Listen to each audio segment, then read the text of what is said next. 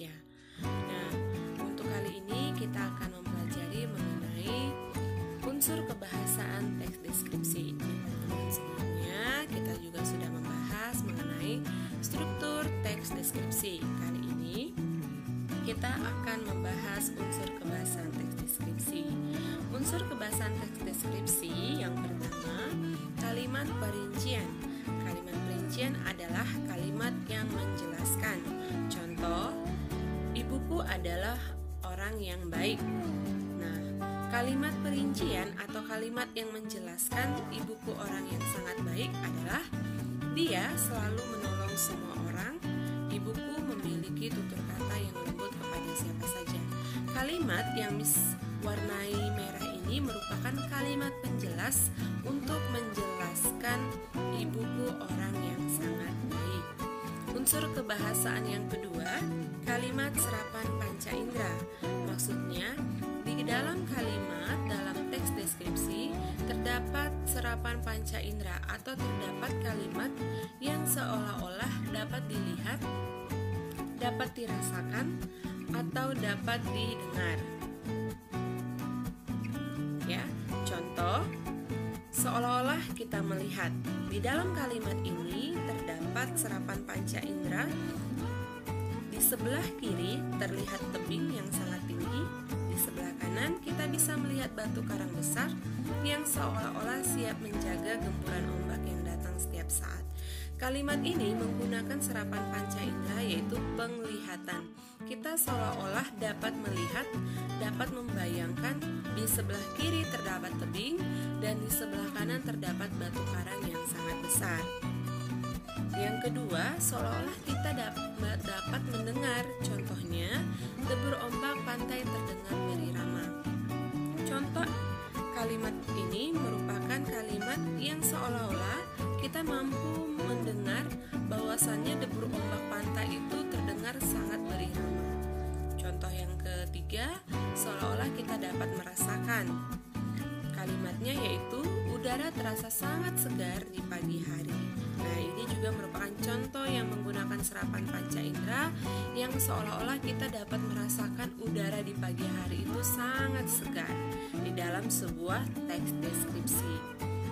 Selanjutnya, unsur kebahasaan teks deskripsi yang ketiga menggunakan kata berimbuhan. Kata berimbuhan adalah kata yang telah mengalami proses pengimbuhan atau disebut dengan afiksasi. Nah, kata berimbuhan itu berada di awal atau di tengah atau di akhir dari sebuah kata dasar. Jenis-jenis imbuhan, awalan atau yang disebut dengan prefiks, akhiran atau yang disebut dengan sufiks, dan awalan akhiran yang disebut dengan konfiks atau simufiks. Nah, perhatikan contoh berikut ini. Imbuhan awalan me ditambahkan kata dasar pesona menjadi kata berimbuhan memesona. Imbuhan me ditambah dengan kata dasar kontrak menjadi kata berimbuhan mengontrak. Imbuhan me ditambah kata dasar sapu menjadi kata berimbuhan menyapu. Imbuhan me ditambah kata dasar tulis, kata berimbuhan menulis. Imbuhan ber ditambah kata dasar saksi menjadi kata berimbuhan bersaksi. Imbuhan me ditambah kata dasar derita menjadi kata berimbuhan menderita. Nah, ketika kamu melihat tabel ini atau contoh ini, ada perubahan pada kata berimbuhan dengan kata dasarnya. Kata berimbuhan mempesona, mengontrak, menyapu, dan menulis ya. Nah, kata imbuhan jika bertemu dengan beberapa kata, huruf pertama kata-kata pada kata tersebut, pada kata pesona, pada kata kontrak, atau pada kata sapu dan tulis, dia berubah kata berimbuhannya, hilang huruf awal dari kata dasar tersebut. Ya, coba diperhatikan. Huruf P pada kata pesona, huruf K pada kata kontrak, huruf S pada kata sapu, dan huruf T pada kata tulis hilang atau lebur jika keempat kata tersebut diberikan imbuhan me, maksud Miss ya. Ya, tetapi kata bersaksi dengan kata yang lain tidak mengalami perubahan atau tidak menghilang kata awal, huruf awal pada kata dasar tersebut ya. Imbuhan me akan melebur, catatannya imbuhan me akan melebur atau menghilang jika huruf pertama pada kata dasarnya memenuhi syarat seperti di bawah ini. Yang pertama diawali dengan huruf K, T, S atau P, kemudian lebih dari satu suku kata, dan yang ketiga diawali dengan huruf konsonan dan diikuti dengan huruf vokal. Baik, selanjutnya yang keempat, sinonim. Sinonim atau disebut dengan persamaan makna atau padanan kata. Contoh, bisa kamu lihat. Unsur kebahasaan yang kelima, kata depan. Nah, kata depan ini adalah disebut juga dengan preposisi, kata yang merangkaikan kata-kata yang diikuti oleh kata benda. Cara penulisan kata depan. Yang pertama, kata depan di, ke, dari.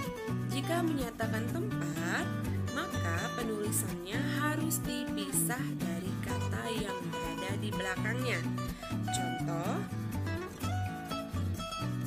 aku lahir di Jakarta. Ayah pulang dari kantor. Kakak pergi ke sekolah. Ya, kata depan contoh di sini menunjukkan kata tempat, maka penulisannya harus dipisah. Yang kedua, kata depan di, ke, dari. Jika merupakan imbuhan dari suatu kata, maka penulisannya digabung dengan kata yang mengikutinya. Contoh, tas itu dibeli saat aku juara kelas. Lebih baik kamu datang daripada kamu di sini saja. Ani sudah mencoba kesekian kalinya namun masih gagal. Nah, ini merupakan kata depan yang merupakan imbuhan dari beberapa kata. Maka penulisannya harus digabung. Yang ketiga, jika kata depan digunakan dalam kalimat sebagai judul, maka penulisannya harus menggunakan huruf kecil. Jika tadi kata depan di, dari, atau ke digunakan dalam penulisan judul, maka penulisannya harus menggunakan huruf kecil. Contoh, Laskar Pelangi di Pulau Belitung. Ya. Selanjutnya, unsur kebahasan yang keenam menggunakan kata khusus. Kata khusus disebut juga dengan hiponim atau kata-kata yang memiliki ruang lingkup atau makna yang lebih sempit. Nah, kata umum kebalikan dari kata khusus. Kata-kata yang memiliki ruang lingkup atau makna yang lebih luas daripada kata khusus. Contoh, ibu membeli buah-buahan di pasar. Contoh yang kedua, ibu membeli mangga di pasar. Coba diperhatikan contoh ini, manakah yang merupakan kata atau kalimat yang menggunakan kata khusus atau kalimat yang menggunakan kata umum? Ya, contoh yang pertama, ibu membeli buah-buahan di pasar menggunakan kata umum, ya, yaitu buah-buahan. Dia memiliki ruang lingkup atau makna yang luas. Ya, dari kata buah-buahan bisa saja buah apel, buah pisang, buah anggur.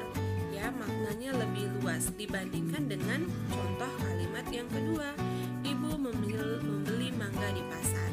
Maknanya sempit, lebih sempit dibandingkan dengan makna yang kalimat pertama. Ya. Selanjutnya, contoh yang selanjutnya, paman memelihara unggas di kampung. Paman memelihara bebek di kampung. Nah, sudah bisa kamu tentukan mana kata yang menggunakan kalimat yang menggunakan kata umum dan kata khusus? Ya, kalimat yang ketiga dia menggunakan kata umum, sedangkan kalimat yang keempat dia menggunakan kata khusus. Dan yang ketujuh, unsur kebahasan teks deskripsi yang ketujuh, kalimat bermajas. Jadi di dalam teks deskripsi itu dia menggunakan kalimat bermajas. Apa itu kalimat bermajas? Kalimat bermajas adalah gaya bahasa yang digunakan si penulis untuk menyampaikan sebuah pesan secara imajinatif atau secara kias.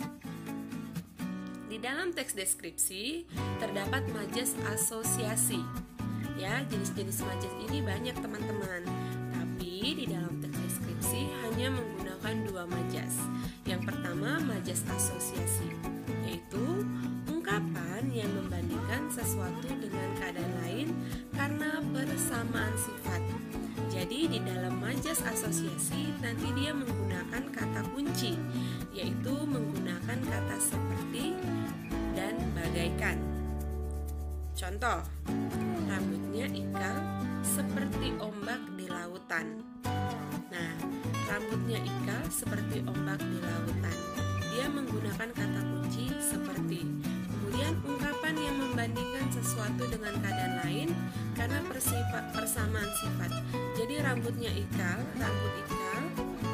sama bentuknya seperti ombak di lautan ya, dia bergelombang. Seperti itu maksud dari membandingkan sesuatu dengan keadaan lain yang memiliki sifat yang sama. Kemudian tangannya bagaikan baja, dia juga menggunakan kunci kata bagaikan. Kemudian majas yang kedua seperti yang disampaikan tadi di dalam teks deskripsi menggunakan majas asosiasi dan majas personifikasi.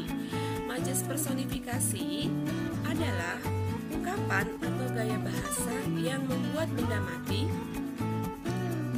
memiliki sifat seperti manusia. Contoh, angin laut mengelus wajahku atau wajahnya. Yang kedua, matahari pagi menatapku dengan lembut. Nah, kata mengelus dan menatap pada contoh di sini hanya bisa dilakukan oleh manusia atau sifat ini hanya ada